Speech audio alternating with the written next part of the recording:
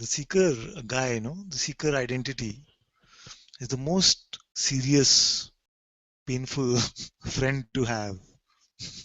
It's always.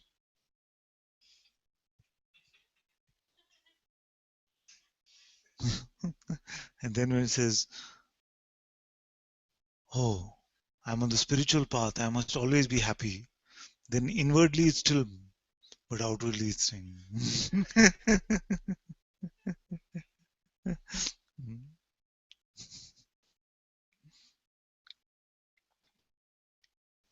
And what is the main story behind this seeker guy? That I know something, or I still don't know something. There's some ultimate secret which I will discover one day. Very popular in India, especially. Because it's so popular to hear these stories that the master, he just, we sing bhajans together for 10 years, we just do a lot of service, we feed people like that.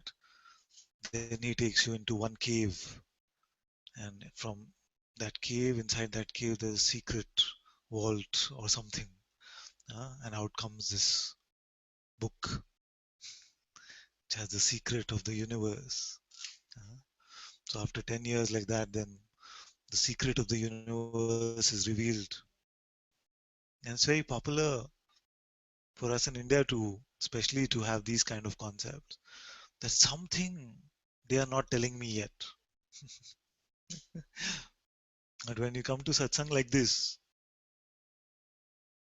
where we start by saying you are free, you are God, you are that awareness from which even consciousness is born. There are no secrets here. And yet, you want to mentally own this idea. You want to mentally own the idea of freedom or mentally own the idea of God. Instead of checking for what is true, we want to know it just conceptually. And after knowing it conceptually, we want to feel that way as a sort of confirmation. You must look at this together because this happens a lot of times where we feel like I know something, I found my freedom, I discovered I am God, and then I want to feel like that. I want to feel that way, and I still don't feel that way. That means that I haven't really got it. Neither of those two things are needed. To either think that way or to feel that way is not what we are talking about. God does not feel a certain way. All feelings are His or hers. So is it that only joy, bliss, happiness, these belong to God? And anger, lust, frustration, irritation, guilt, pride, all these belong to someone else? Who else could it be? And in the same breath, then we say, but it's only God. God is everything.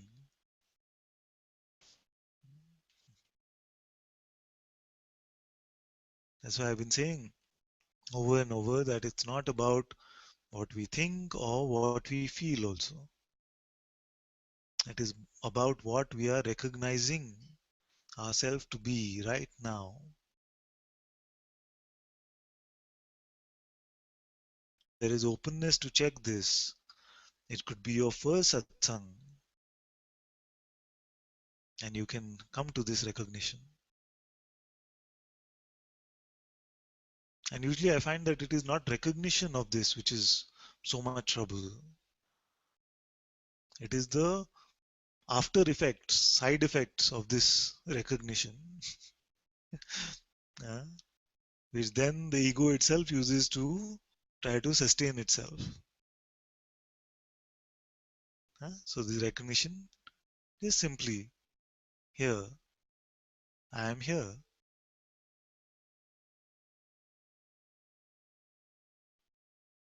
I am aware that I am. If we don't let our mind into this, it's so clear what we're saying. I am aware that I am.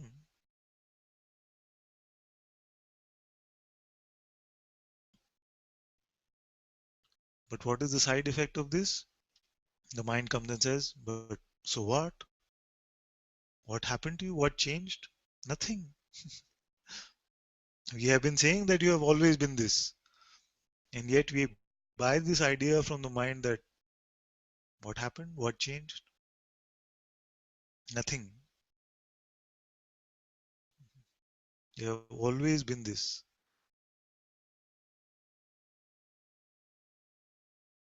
Or the mind comes and says, okay, you got it now. It's so clear. So that later it can say, no, no, you're losing it now. You see, you got angry or you don't feel so clear now, so you must be losing it. Still selling you a story. So it is these stories that we buy, either of many times we have this experience, this recognition which is always right now, and the mind offers up a visual of this experience and says, this is it. And we burn that into our memory and we rely on that from memory to say, yes, this is what I am. We get stuck in these kind of mental states, mental visualizations of what our ideas of awareness or beingness are.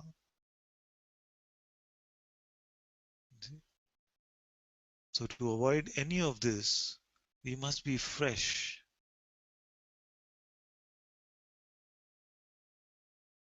No sage has ever said that he is beyond conditioning. You see? No master has ever said that I know in the future I will never buy an idea.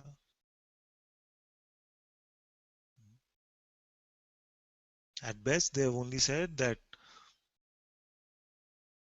okay, from in this case, what I have said is that since I met my master,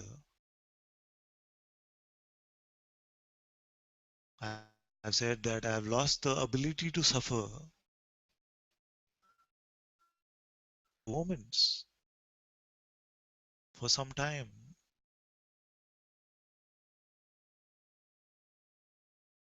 But when I look back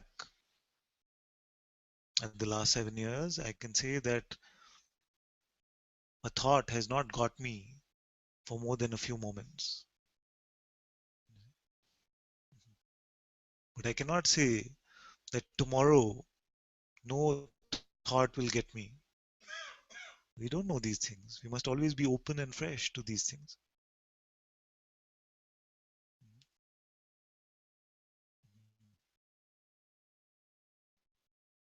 You see where I'm going? Just this anything which tells you that you are like this is happening to you,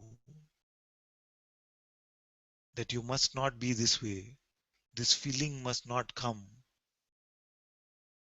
that you will always now be free. No grief can ever come to you. You will always only have joy and bliss. All of these are just traps. Any idea we have about ourselves, especially these spiritual ones, are ultimately also just ideas from the mind. And the reality that is not reliant on any of this.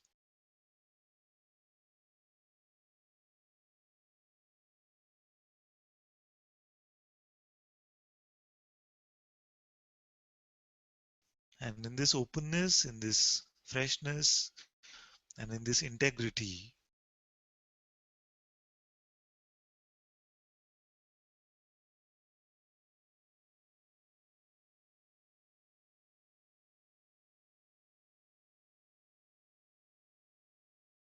there can be no resistance.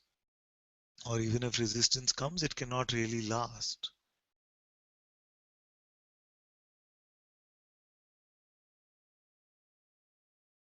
And we see that there is nothing missing in the right now. And when we compare the words of Satsang with what our direct experience is right now, this is very, very important. We must compare the words of Satsang with the direct experience of what is right now, and not with a story of what I feel it should be or I think it should be. Then you will find actually that which I am speaking is completely true for you.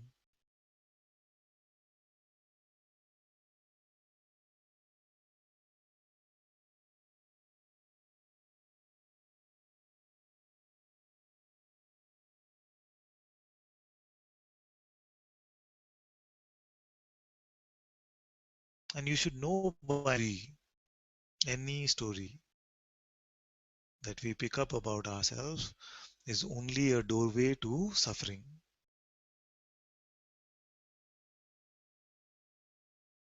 But the good news is that you cannot really suffer without buying a story.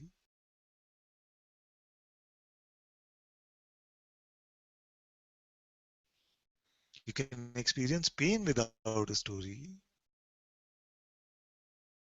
but there is no sufferer in this pain. The sufferer is just a figment of our imagination, of our thoughts.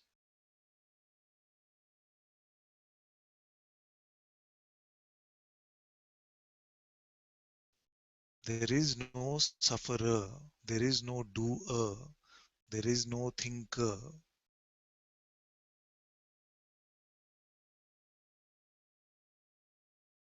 except as an idea.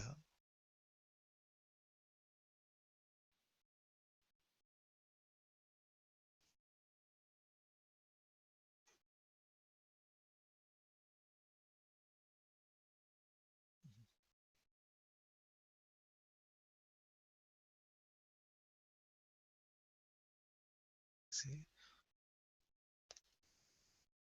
And many times we just presume that the words of satsang are meant for this entity, but actually they are not. There is no entity.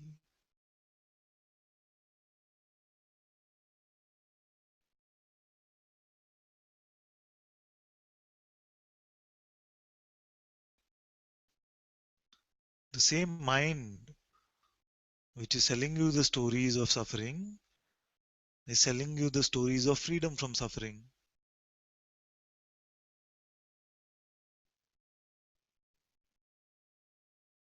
You see, the same one said that my life is terrible because of this, this, and this, is also saying that your life can be better if you listen to satsang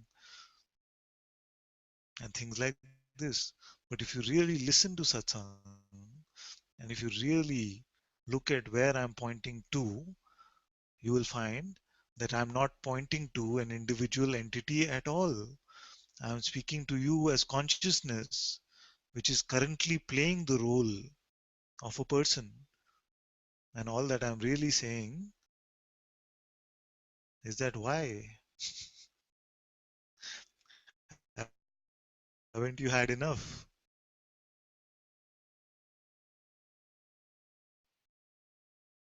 About this in the last 3 years of almost everyday satsang, we have answered, I feel. How do I drop the person? How do I not believe my thoughts? What are the powers of attention and belief? What is the root of identity? What is doership? What is truth? What is devotion? What is surrender?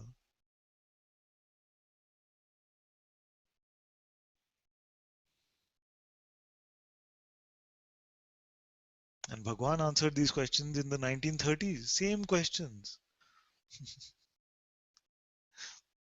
When we read talks with Ramana, Parvati also sometimes reads, and I enjoy listening to it very much. And I have to be honest, not so much for the answer actually, because I enjoy hearing the questions and enjoy hearing that the questions were just the same. Almost 100 years ago, you see, we're still talking about the same thing. So there is something which is so deeply invested in making the idea of the person work that we are not willing to open up to the simplicity of what is being shared. And that ultimately is also a play of the same consciousness. So you must not take on any sense of personal guilt about it. Oh, I am not doing a good enough job of dropping the person. This is very popular in seeker identity. I am unworthy, or I am not doing a good enough job of dropping my person. Who is this one? Just same person voice. You see.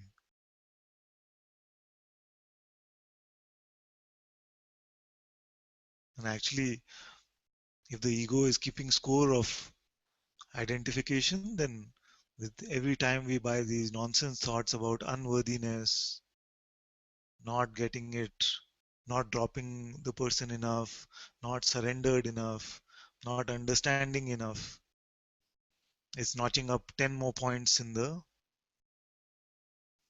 scoreboard for the ego.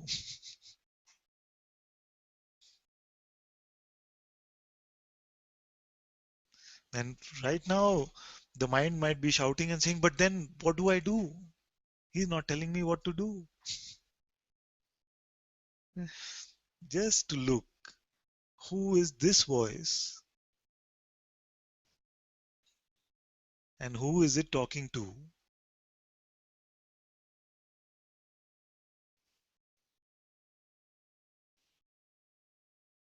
And how to look, it's not some mystical, esoteric process. See? It's very, very simple. It's definitely not mystical. How to look? How do I inquire? Just by looking simply. Who am I? Am I that which is appearing? Or am I that to which that which is appearing to? Am I that which is appearing? Or am I that which is appearing to?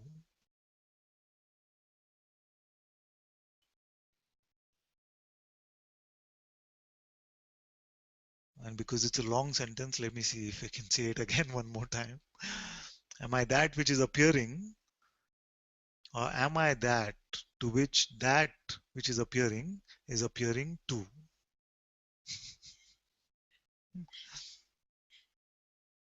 And just after I said it's very simple. Okay, am I that which is seen, or am I the seeing of it? How is that?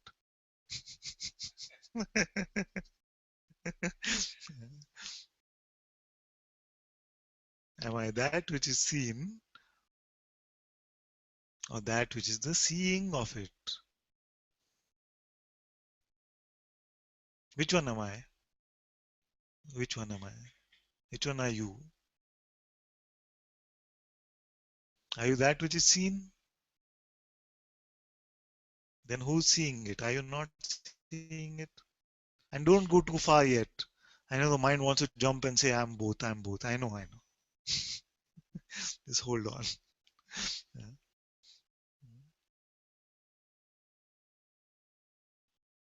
You see? So stay with this. Can I be that which is seen? Then who is it being seen by? What is more intimate to me? The seeing or that which is seen?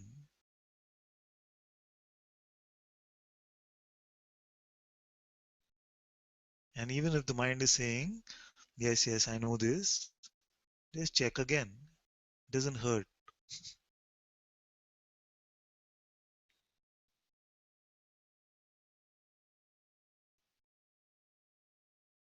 So, what is everything that is seen? What is seen? The outer world is seen. Am I that in the outer world? Or is the seeing of it more intimate to me?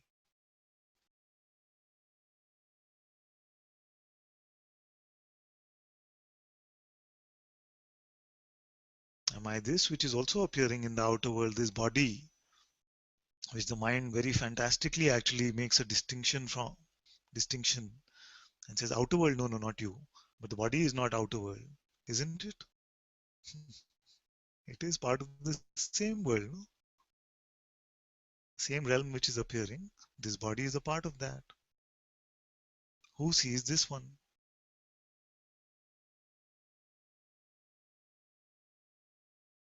Then what else is seen? Thoughts.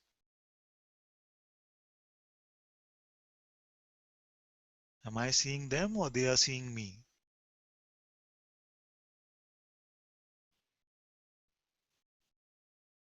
And thoughts are coming and going. Am I going along with them or I'm still here? Therefore, I cannot be these.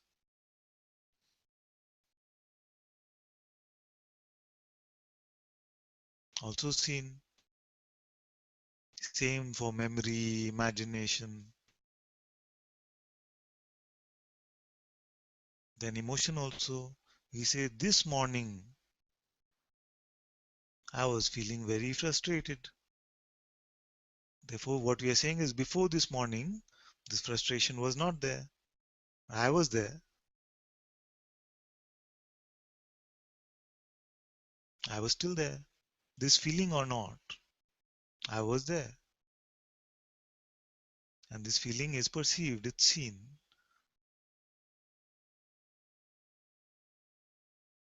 And we also say, I woke up at 6:30 this morning. I went to sleep at 11 p.m. So something is already very clear about these truths.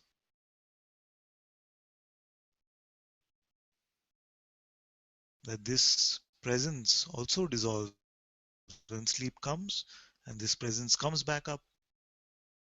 Don't give it to the mind. You sleep and you wake up. A child knows this. So that which sleeps and that which wakes up is your own presence, consciousness. And yet you are still there. To say, I went to sleep, and you say, but I don't know, I didn't have an experience of sleep because there was nothing there. How can you say I experienced sleep? There was nothing there. You are saying there was nothing there, no? Nothingness. You see? So it is not second-hand experience. Nobody told you that when you went to sleep there was nothing. You say yourself.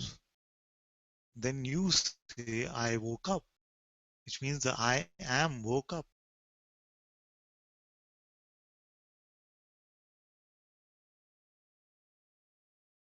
So this one that saw all of this outer and seeming inner,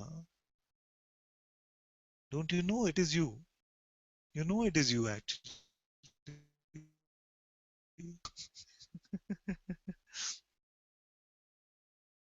Who else could it be if not you?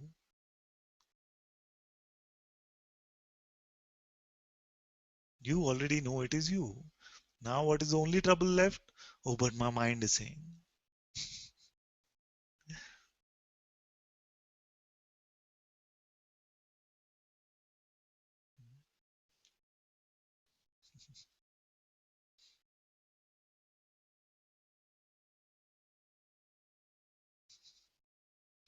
Is there another you here which the mind is representing? And Anandi, some of them are still grayed out, no? You know,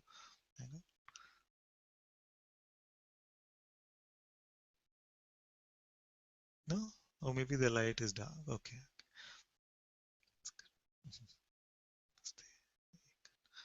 Is there another one of you which the mind is representing? Another one which is not getting enough attention and therefore needs this voice to come and, you know, give its opinions about things.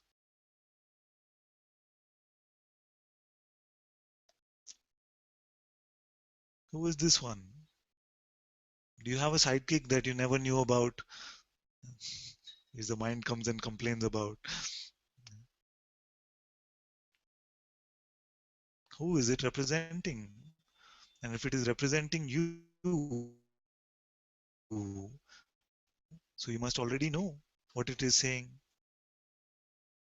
If it is your voice, then why do you need to say it? You must already know it.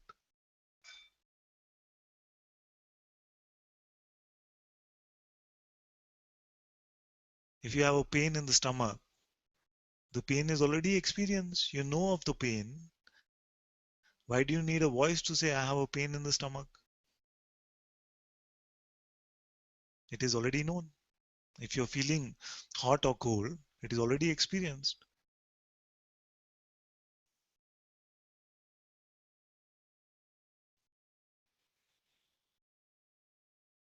But you will find that this mind is most often not talking about experience, but some ideas, future.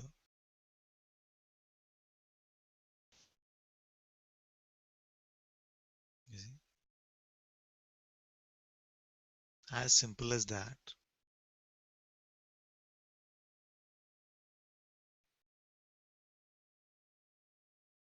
And this mind tells you that right now you are not God, you are something else. You are some person which none of us can ever find.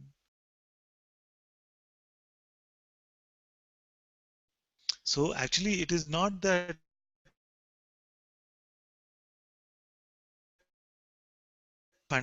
is I can be a person.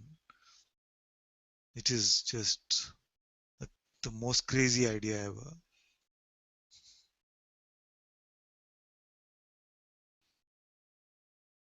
Because nobody has ever found this one. Yeah. So almost 7 billion seemingly appear on this planet. If you were to talk to all of them and ask, nobody can show this person. And yet everybody is pretending to be one. This is Maya.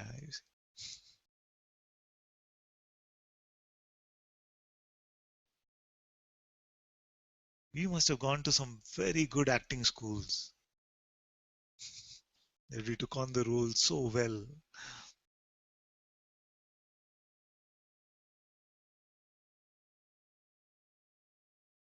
Now drop the act.